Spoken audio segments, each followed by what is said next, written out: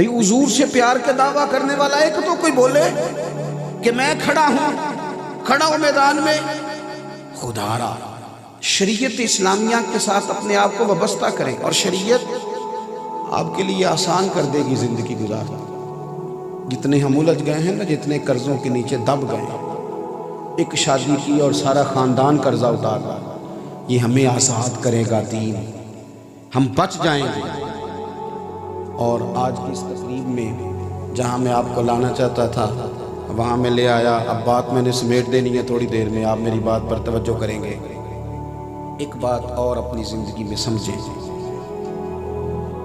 یہ جو دین اسلام ہے نا، اس کا بہت سارا کام ابھی دنیا میں ہونا باقی ہے، بہت سارا، وہ سارا سرکار کے کرم سے ہی ہوگا۔ اور جب حضور کے غلام وہ کام کریں گے تو نبی کریم کی مدد شامل حال ہوگی، اللہ کا فضل۔ 4.5 ارب کافر ہے جس کو دین کا پیغام دینا ہے، جنہیں غلط گائیڈ کیا گیا اسلام کے بارے میں۔ مسلمانوں کے اندر چند فیصد لوگ ہیں جو قرآن پاک ٹھیک پڑھ سکتے ہیں، بڑا چھوٹا سا طبقہ ہے جنہیں دین کے مسئلے آتے ہیں۔ میں اکثر کہتا ہوں کہ شادی سے پہلے اتنے دن پہلے فرنیچر کا آرڈر دیتے ہو، اتنے دن پہلے شیروانی کا آرڈر دیتے ہو، اگر 2 گھنٹے بچے اور بچی کو بٹھاؤ نا کسی دین جاننے والے عالم اور معلمہ کے پاس، تو نکاح طلاق کے مسئلے سیکھ لیں۔ 100 میں سے 95 لوگ تینوں طلاقیں اکٹھی دے کے آ جاتے ہیں، پھر کہتے ہیں جناب آپ بتائیں حل کیا کرنا ہے۔ او بھائی، اگر انہیں 2 گھنٹے ملیں یہ دین سیکھیں۔ میں آپ کو ذمہ داری سے کہتا ہوں، اگر دین سیکھو گے نا تو چسکا صرف شعروں میں نہیں، اچھی آوازوں میں صرف سرور نہیں، حضور کی ایک حدیث ہے جو بندے کو وجد میں مبتلا کر دیتی ہے۔ آپ کی روح سکون پاتی ہے جب سرور کائنات کی باتیں سنتے ہیں۔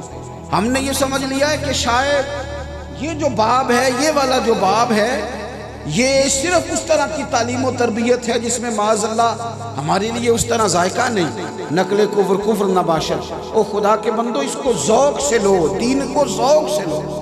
ایک ایک بات آپ کو یوں لگے گا کہ جیسے دستور حیات بن گئی، ایک بات نبی پاک اس کو قبول کریں، اور اس کے ابلاغ کے لیے، اسے آگے پھیلانے کے لیے، پہلے حاصل کریں پھر پھیلانے کے لیے منظم جد و جہد۔ ہمارے ہاں اگر کوئی ادارہ بنتا ہے تو وہ بھی روایتی سا بن جاتا ہے، بس ٹھیک ہے چل رہا ہے کام۔ مدرسے میں کیا حال ہے جی؟ سب ٹھیک ہے؟ بچوں کا کھانا کس طرح کا ہے؟ بس جی الحمدللہ۔ وہ صدر صاحب کہہ رہے ہیں جی اللہ کا شکر ہے جی، توکل ہے جی، رات کو دال پکتی ہے۔ تو وہ اس طرح کی ہوتی ہے کہ صبح بھی اس میں تھوڑا سا پانی ڈال کے بچے وہی کھا لیتے ہیں۔ کیا اب کوئی گاؤں ایسا رہ گیا جس میں لوگ برگر نہ کھاتے ہوں؟ کوئی دور دراز علاقہ ایسا رہ گیا جس میں شوارما اور پیزا نہ پہنچتا ہو؟ مدرسے کے بچے نہیں کھا سکتے یہ؟ بولیے کس مفتی نے کہا نہیں کھا سکتے؟ کیوں نہیں لا کے دیتے مفت میں انہیں؟ میں نے اپنے مدرسے میں ان سے کہا، ناظم صاحب سے میں نے کہا 15 دن کے بعد آپ فاسٹ فوڈ کا بندوبست کریں ان کے لیے۔ تو ایک صاحب کہنے لگے جناب حضرت صاحب وہ تے ساڈے ورگے دنیا داراں دے بال کھان، انہاں نوں بھی تسی معدے خراب کران والی خوراک دین لگے ہو، کوئی حد ہے؟ ان کو آپ بتائیں کہ یہ چیزیں ٹھیک نہیں۔ میں کہ تہاڈا سکا پتر ہے، تسی دسنے وچ کامیاب ہو گئے ہو؟ اب کیا بات کرتا ہے؟ خواہشات کو دین کچلتا نہیں، انہیں صحیح رستہ دیتا ہے۔ دین کہتے ہیں جو چیزیں جائز ہیں اس رستے سے ہو کے آؤ، خواہشات کو کچھ لو نا۔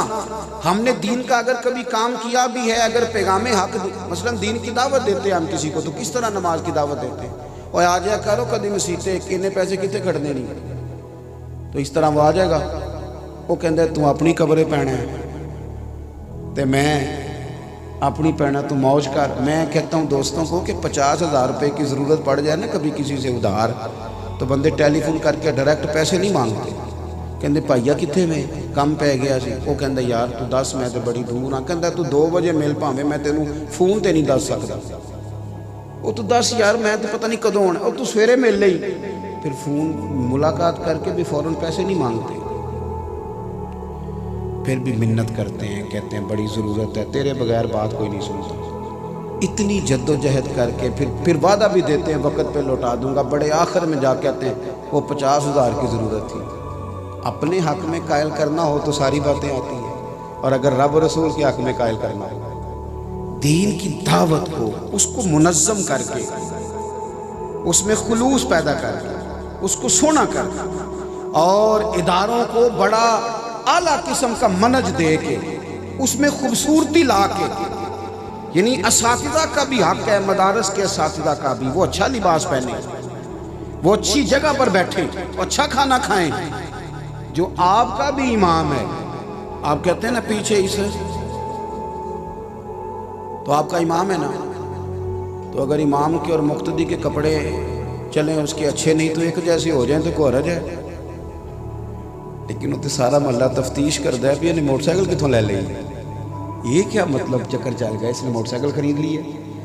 تھوڑا سا دین کے معاملات کو ہم نے منظم کرنا ہے، اور وہ سارے ذرائع آپ دیکھیں، یہ ہمارا حالانکہ کوئی بہت اچھا نظام نہیں ہے ملک کا نظام تعلیم، لیکن اس کے اندر کتنے اخراجات ہیں، اساتذہ کے علاوہ آپ ملازمین گنے تو گن نہیں سکتے، تو ہم جس نظام کو لے کر چل رہے ہیں اللہ کے فضل سے بڑا کام ہو رہا ہے، لیکن اس کو منظم کریں، اس میں درد پیدا کریں، اس میں شوق پیدا کریں۔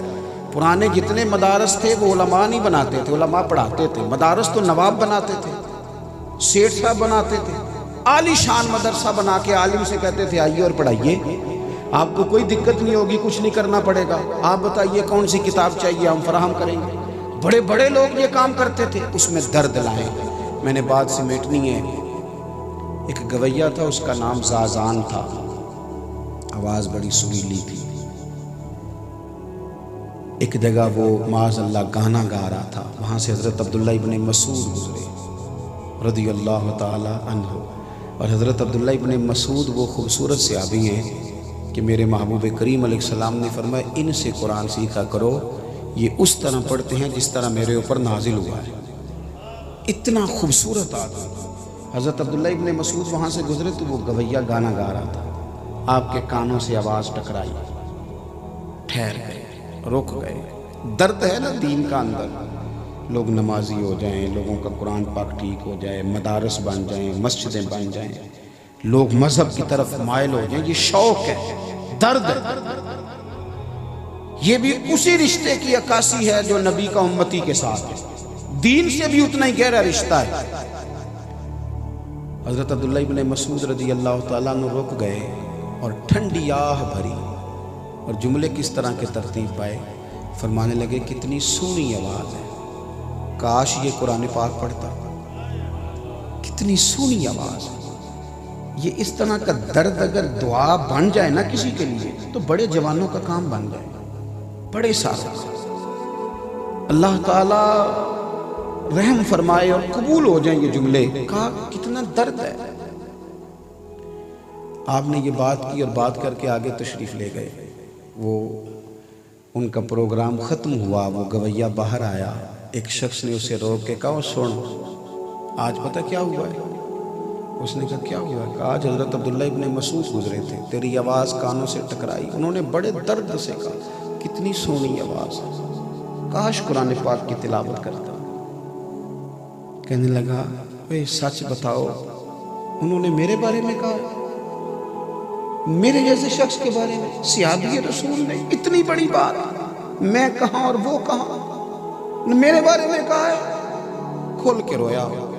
نے کہا ہاں کہا بھی ہے اور بڑے درد سے کہا ہے۔ دیکھو وہ درد جب ہو تو وہ کہاں کہاں، کوئی بیٹھا ہوا مجھے دور دعا دیتا ہے، میں ڈوبتا ہوں سمندر اچھال دیتا ہے۔ تھوڑی دیر رویا، پھر 1 منٹ میں اس نے فیصلہ کیا، کہنے لگا بتاؤ ان کا گھر کہاں ہے؟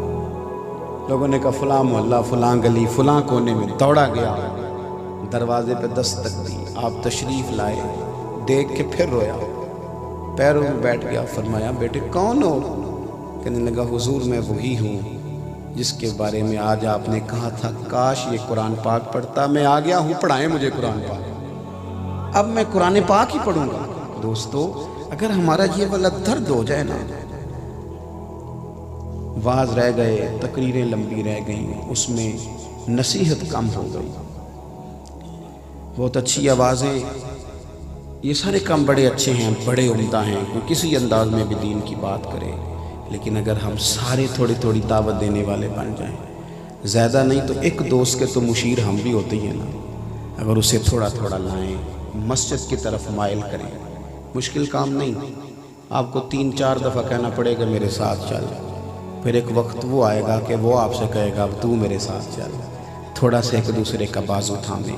نبی پاک صلی اللہ تعالیٰ علیہ وسلم کو دین کا اتنا درد ہے کہ محبوب دن کو تبلیغ کرتے ہیں اور رات کو روتے ہیں، یا اللہ یہ ہدایت یافتہ ہو جائیں۔ تو اگر ہمارا حضور سے گہرا رشتہ ہے تو پھر ہمارا بھی تو اس دین کے لیے درد ہونا چاہیے نا، بہت اچھی منصوبہ بندی ہو، بہترین انداز میں اور منظم انداز میں اشاعت دین اور ابلاغ دین کا کام ہو۔ یہ ساری وہ چیزیں ہیں جو ہمارا نبی کریم علیہ السلام سے رشتہ مضبوط کریں گی۔ پھر آخر میں اللہ کی بارگاہ میں دعا کرتا ہوں، اتنی خوبصورت بزم اور اتنا خوبصورت اہتمام جن لوگوں نے کیا، اللہ تعالیٰ انہیں بہترین صلہ عطا فرمائے۔